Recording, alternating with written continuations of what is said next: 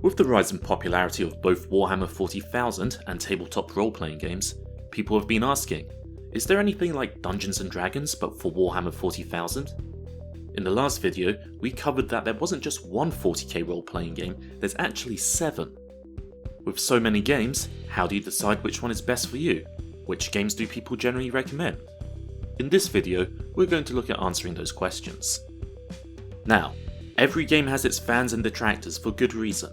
But when you ask the online community, which game is best for newcomers, the answers generally boil down to one of two games, Dark Heresy 2nd Edition, or the current hotness, Wrath and Glory.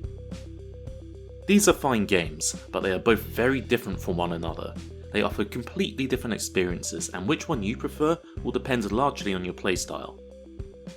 I'm about to make some sweeping generalizations here, so bear with me, as the actual truth is somewhat more nuanced, but for ease of explanation I'm going to keep things simple in this video and use terms and labels purely within the context of the 40k RPGs as opposed to their broader meaning.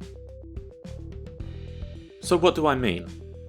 Essentially, these games can be split into two types. Dark Heresy 2nd Edition and the rest of the line by Fantasy Flight Games, which I'll now refer to as the D100 games based on the dice they use, can generally be categorized as Simulationist RPGs, whereas the newer Wrath and Glory can be thought of as a narrative RPG. Let's look at the differences between these two types, starting with the Simulationist approach. If you're looking for a more traditional role-playing game experience similar to Dungeons & Dragons, with detailed rules, often referred to as crunch, a deep character creation process, tons of gear and equipment to find and use, and a whole load of game mechanics to explore, then you want to play one of the more simulationist games. The rules section of these games will be longer than your standard narrative RPG. In addition to the core mechanics, these games tend to have multiple subsystems within them that try and provide rules for most conceivable situations players find themselves in. The rules for combat tend to be a focus in these styles of game, with the combat itself sometimes feeling like a separate game from the rest of the role-playing. While they can be run in your head, also known as using theatre of the mind, the use of maps and miniatures can be very beneficial in these types of games. Rules for combat will be detailed, where differing weapon ranges, modes of fire, lighting conditions, cover types, body positions, gear, weapon mods, etc. all have an effect on the combat. When you have this much going on, it's useful to have some miniatures on a map providing you with much needed spatial awareness, as tactical positioning ends up being an important part of the combat. The advantage of these types of games is that there can be a lot of satisfaction in players creating their characters with certain character builds in mind, and, especially if you're coming from a tabletop wargaming background, moving miniatures around the map can be a lot of fun. Plus, some people just like playing games where the world itself is simulated, as it helps increase their immersion.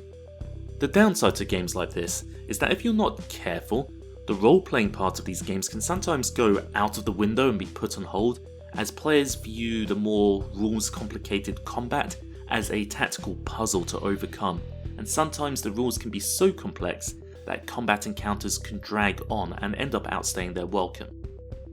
In addition, the complicated rules can also get in the way of role-playing.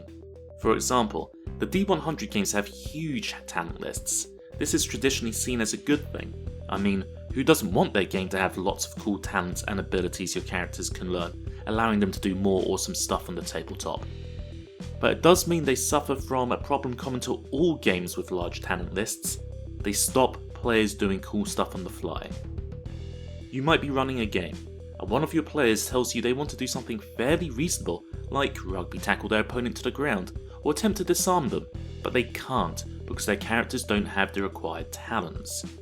Not letting them do such a reasonable action might seem overly restrictive, but letting them do it anyway would be unfair on those players who actually saved up the experience points to buy those talents. And if you were to let them do it but with a negative modifier, all you're doing is adding more math to a game that's already slowed down by plenty of calculations.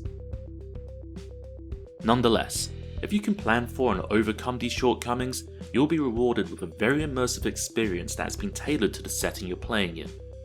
The D140k RPGs fall into this category. On the other side of the coin, you have the narrative RPGs, which traditionally, but not always, have lighter rules systems. Their focus is purely on delivering a fun story as opposed to trying to simulate a world that the players reside in.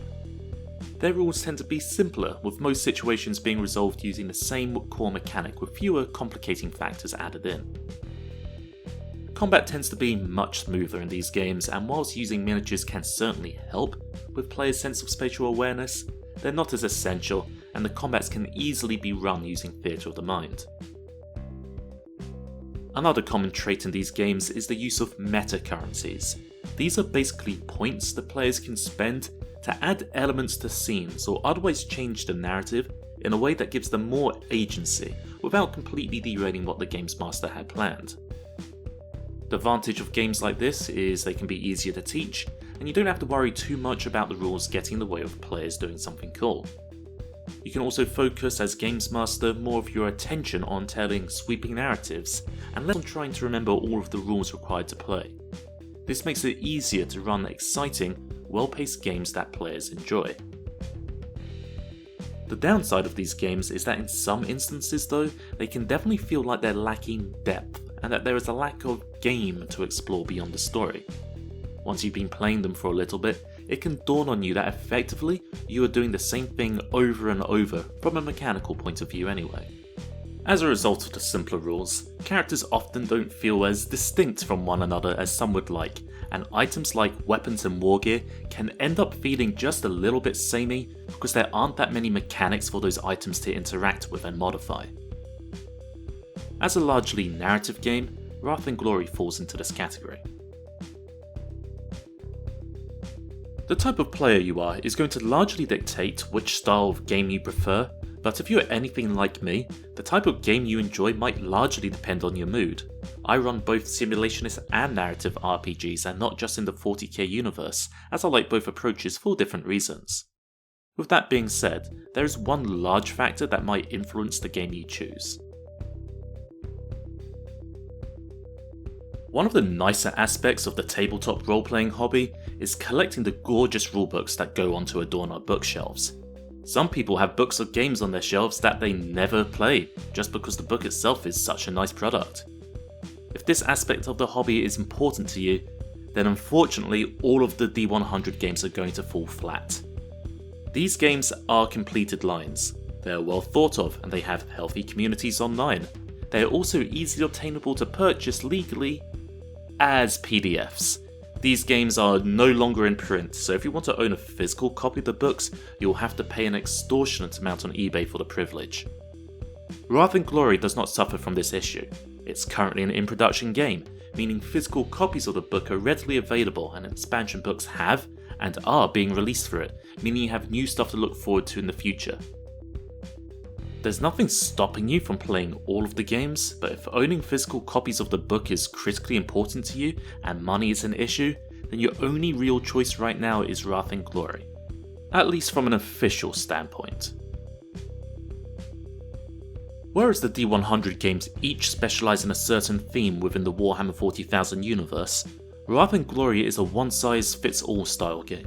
It's designed to be able to tell a vast range of stories within the 40k. Whether you want to play as a space marine deep behind enemy lines, or play an adaptation of Shakespeare's Romeo and Juliet, but with orcs, it's got you covered. There are gaps in the range, you can't play as any Tau characters yet, but I'm sure that will happen in time. If you want to play a narrative style 40k RPG, then Wrath and Glory, like I just mentioned, is your only official choice, but there is another choice which gets an honourable mention here simply because it has a decent sized following within the community, and that is Genesis. Genesis is a setting agnostic toolbox game that's powered by the narrative dice system found in the Star Wars RPGs by Fantasy Flight Games. It provides you with tools to run a game in any setting of your choice, and as a result, a fantastic fan-made supplement for Warhammer 40,000, specifically Dark Heresy, has been made for it, and it's developed quite the cult following due to just how well done it is. I will probably make a video covering it in the future, but for now I'm not going to talk about it any further because I believe when you're first getting into 40k roleplaying, sticking with an official product is easiest. If you decide that the simulationist approach is the right one for you, which of the different D100 games should you choose? As I mentioned earlier, I agree with the community choice here. Dark Heresy 2nd Edition is probably the best one to start with. It has the slickest, easiest version of the rules of the 6 games, and even if the Inquisition setting isn't your favourite, its character creator is flexible enough that you don't need to play Inquisition themed games if you don't want to. Having said that, you could actually start with any of the 6 games, especially if you're already an experienced games master and you're familiar with the setting. But if you're new and you ask me for advice, I'd probably tell you to avoid Rogue Trader, Death Watch, and Black Crusade, at least as your first game. Rogue Trader is the one I've had the most fun with, but it's also the hardest to run. It's a huge sandbox style game, so it's best suited to experienced games masters. Death Watch, which is often requested by new players because you get to play Space Marines, takes the hardest, longest aspect of the game, which is the combat, and makes it the sole focus. Finally, there's Black Crusade. Black Crusade is just a very dark game which could put people off, especially if they're new to the universe. Now, I'm not saying don't play Black Crusade, it's a great game, but it's probably best reserved to those who know the 40k setting well. The combination of potential player versus player combat and the very dark themes might put off those that don't know what they're getting into. But that's just my advice. You know your gaming group best, so ultimately the choice is yours. Hopefully, this video provides enough information to give you an idea of which game you would like to play, or at least try first. If you want to know more, I will be doing detailed breakdowns of some of these games in the future. For now, let me know in the comments if you play any of the 40k RPGs or if you're interested in doing so. If you're already a veteran of these systems, which games would you recommend to newcomers? I'll be doing more videos on the 40k role-playing games in the future, from game breakdowns to tips and tricks, and ultimately, I also hope to make videos of an actual role-playing game campaign. If you enjoy this kind of content and want to see more, hit the subscribe button and notification bell, and I'll see you all for the next video.